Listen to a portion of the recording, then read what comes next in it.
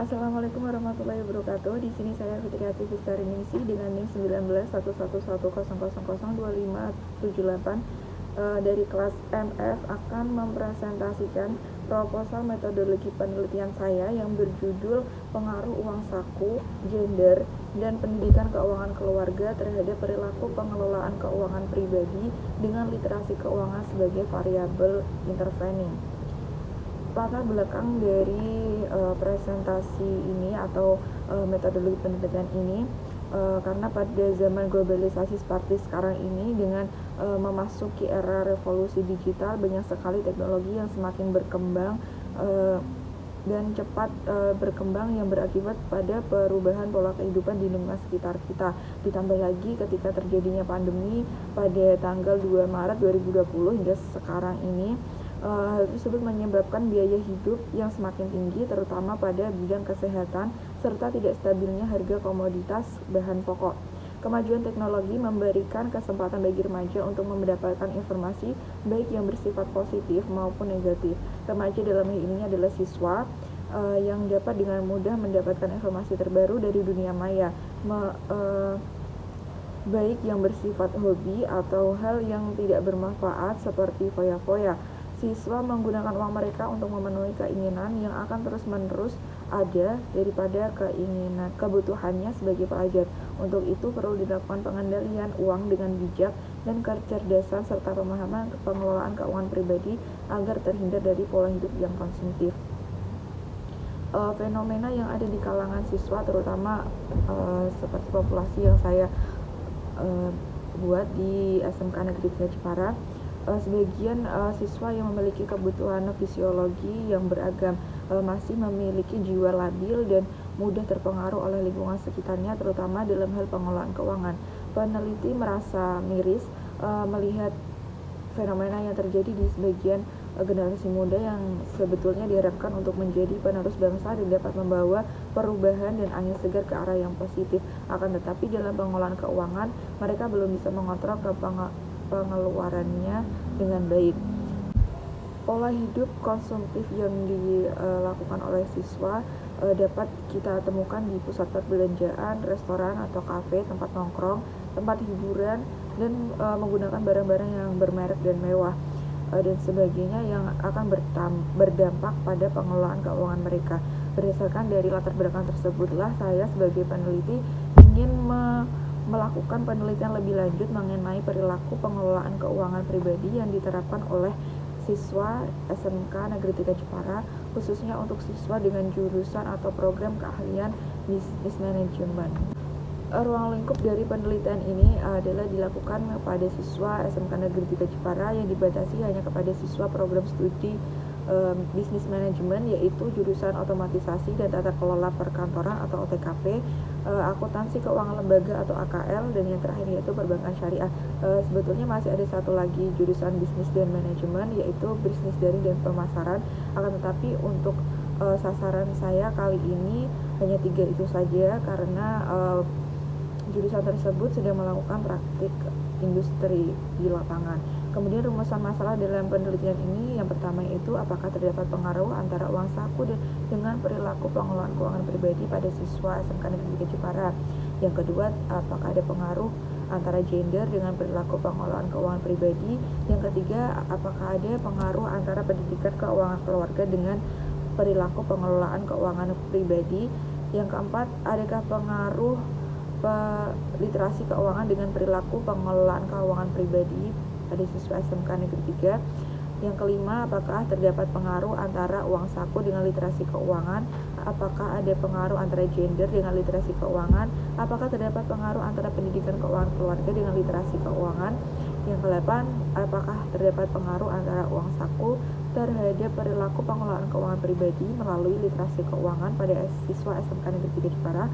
Apakah terdapat pengaruh antara gender terhadap perilaku pengelolaan keuangan pribadi dengan literasi keuangan?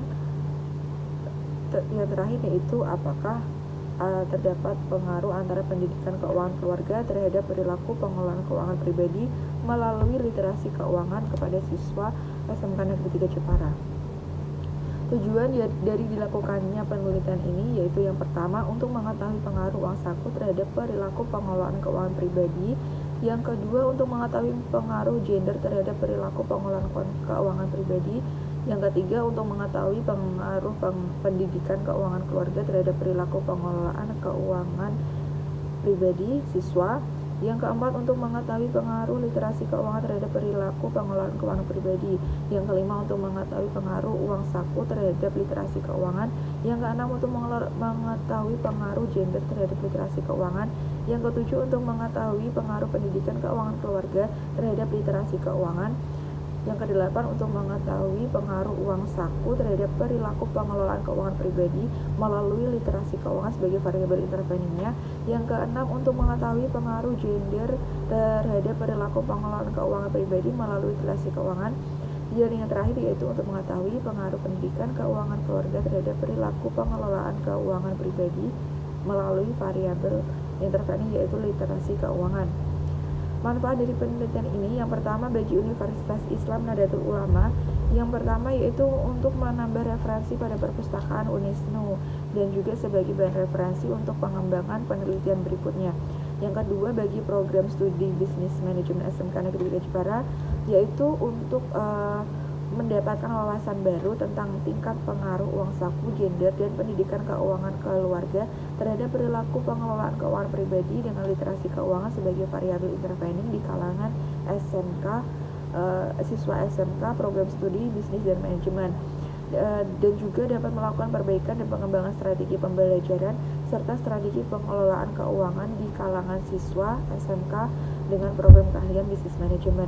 Yang ketiga bagi peneliti sendiri bagi saya yaitu untuk menambah pemahaman dan wawasan dalam pengembangan ilmu pengetahuan yang diperoleh di bangku perkuliahan khususnya dalam manajemen keuangan di mata anak SMK. Landasan teori yang pertama yaitu uang saku. Uang saku merupakan pendapatan yang diperoleh seorang anak dari orang tua, di mana uang saku ini dapat mempengaruhi bagian pola konsumsi seseorang. Yang kedua yaitu gender. Gender dapat diartikan sebagai suatu konsep pemikiran yang dibuat manusia sehingga bersifat dinamis karena adanya keberagaman seperti tradisi, sosial dan budaya, ekonomi, agama, adat istiadat, etnis dan lingkungan tempat tinggal. Yang ketiga yaitu pendidikan keuangan keluarga. Lingkungan dalam keluarga memberikan pengaruh dalam pengetahuan keuangan pada anak. Orang tua dalam hal ini menjadi teladan bagi anak dalam memahami dan menerapkan sikap keuangan yang dapat ditemukan dalam kehidupan sehari-hari. Yang keempat yaitu perilaku pengelolaan keuangan pribadi adalah proses yang mencakup pandangan yang menyeluruh mengenai keuangan pribadi termasuk berbagai sudut pengelolaan harta dan sumber-sumber yang tersedia. Dan juga perilaku pengelolaan keuangan pribadi dari setiap individu adalah salah satu cara untuk mengelola dan merencanakan keuangan. Pengelolaan uang tersebut direncanakan dengan tepat agar efektif dan efisien dalam memenuhi kebutuhan hidup sehari-hari. Yang terakhir yaitu literasi keuangan adalah pengetahuan atau skill yang mengelola keuangan yang berarti mampu dalam membaca, memahami, mengatur, menganalisa hal-hal yang terkait dengan pemasaran keuangan. Menurut penelitian terdahulu dalam variabel yang pertama yaitu uang saku, menurut Fajria dan kawan-kawan, uang saku berpengaruh secara langsung terhadap literasi keuangan, sedangkan menurut Ashifa, uang saku berpengaruh negatif terhadap literasi keuangan. Yang kedua yaitu uang saku berpengaruh secara langsung terhadap pengelolaan keuangan pribadi menurut Fajria dan kawan-kawan. Uang saku berpengaruh secara tidak langsung terhadap pengelolaan keuangan pribadi melalui literasi keuangan sebagai variabel intervening menurut Fajria dan kawan-kawan, sedangkan menurut Ashifa, uang saku berpengaruh terhadap perilaku pengelolaan keuangan pribadi melalui literasi keuangan sebagai variabel intervening. Selanjutnya yaitu gender. Dalam penelitian terdahulu yaitu pada penelitian dilakukan oleh Yusri Ahmad 2018, yang pertama gender berpengaruh terhadap literasi keuangan, juga berpengaruh terhadap perilaku pengelolaan keuangan pribadi dan berpengaruh terhadap perilaku pengelolaan keuangan pribadi dengan literasi keuangan sebagai variabel intervening. Selanjutnya yaitu penelitian terdahulu mengenai variabel yang ketiga, yaitu pendidikan keuangan keluarga. Yang pertama, menurut Fajriah dan kawan-kawan, pendidikan keluarga berpengaruh secara langsung terhadap literasi keuangan. Yang kedua, pendidikan keuangan keluarga berpengaruh secara langsung terhadap pengelolaan keuangan pribadi. Dan yang ketiga yaitu pendidikan keuangan keluarga berpengaruh secara tidak langsung terhadap pengelolaan keuangan pribadi melalui literasi keuangan sebagai variabel interveningnya. Yang selanjutnya yaitu literasi keuangan. Menurut Yusri, literasi keuangan berpengaruh terhadap perilaku pengelolaan keuangan pribadi. Sedangkan menurut Fajriah, literasi keuangan berpengaruh secara langsung terhadap pengelolaan keuangan pribadi, dan menurut Fajar, literasi keuangan berpengaruh terhadap perilaku keuangan. Selanjutnya yaitu kerangka pemikiran teoritis dan hipotesis. Di sini bisa dilihat bahwa uang saku merupakan X1 atau variabel bebas yang pertama.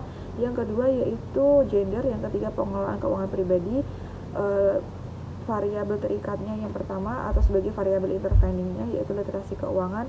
Kemudian perilaku pengelolaan keuangan pribadi sebagai variabel terikatnya.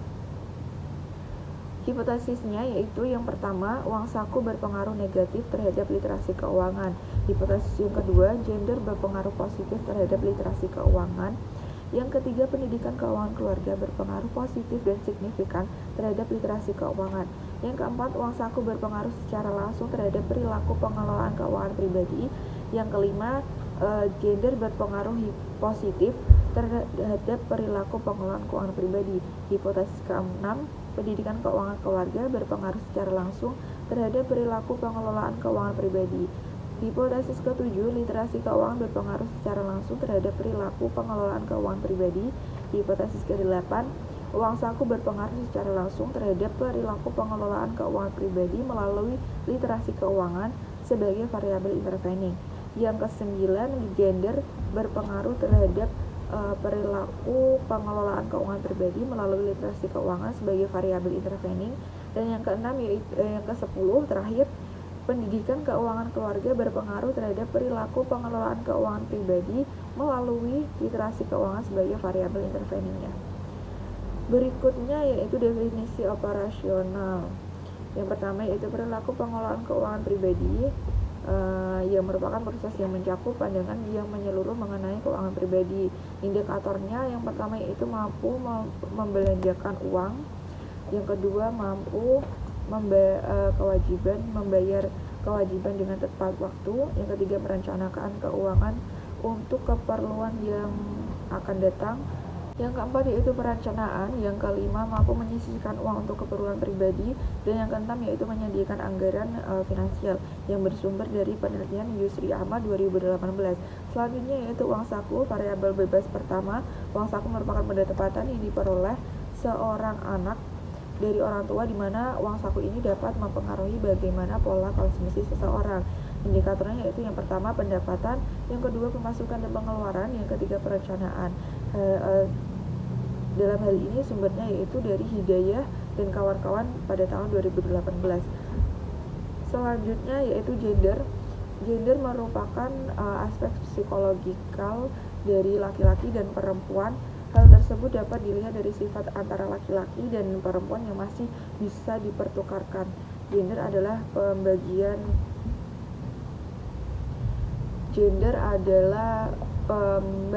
peran kedudukan antara laki-laki dan perempuan yang ditetapkan oleh masyarakat berdasarkan sifat laki-laki dan perempuan.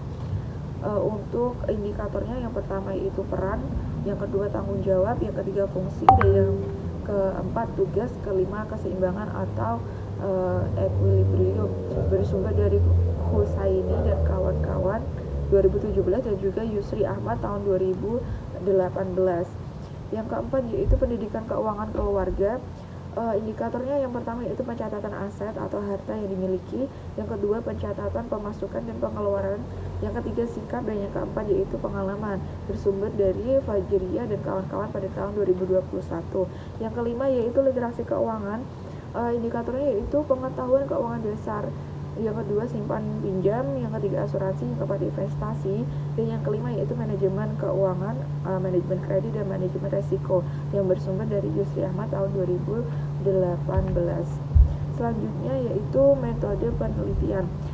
Jenis penelitian dan variabelnya.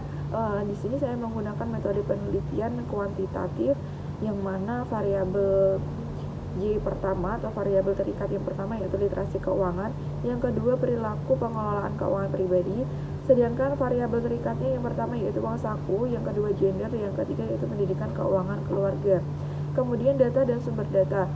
Di sini saya menggunakan data primer diperoleh dari kuesioner yang sudah diisi oleh sampel penelitian yaitu siswa jurusan bisnis dan manajemen SMK Negeri 3 Jepara.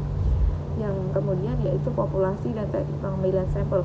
Populasi yang saya teliti atau yang saya amati yaitu seluruh siswa jurusan bisnis dan manajemen SMK Negeri 3 Jepara kelas 11 angkatan 2022 dengan jumlah siswa 283 siswa.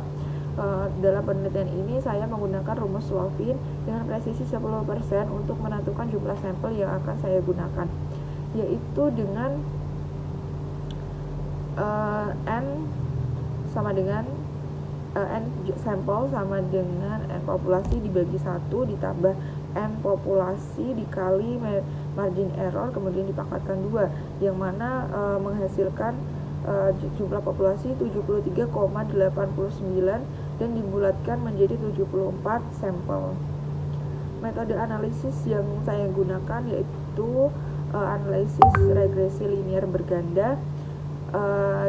Agar kuesioner yang disebarkan kepada responden dapat mengukur apa yang diukur, maka kuesioner harus valid dan reliable. Maka peneliti menggunakan uji validitas dan reliabilitas. Pengujian hasil kuesioner menggunakan analisis uji validitas dan reliabilitas. Terima kasih, sekian presentasi dari proposal metode lead pendidikan saya. Kurang lebihnya mohon maaf. Wassalamualaikum warahmatullahi wabarakatuh.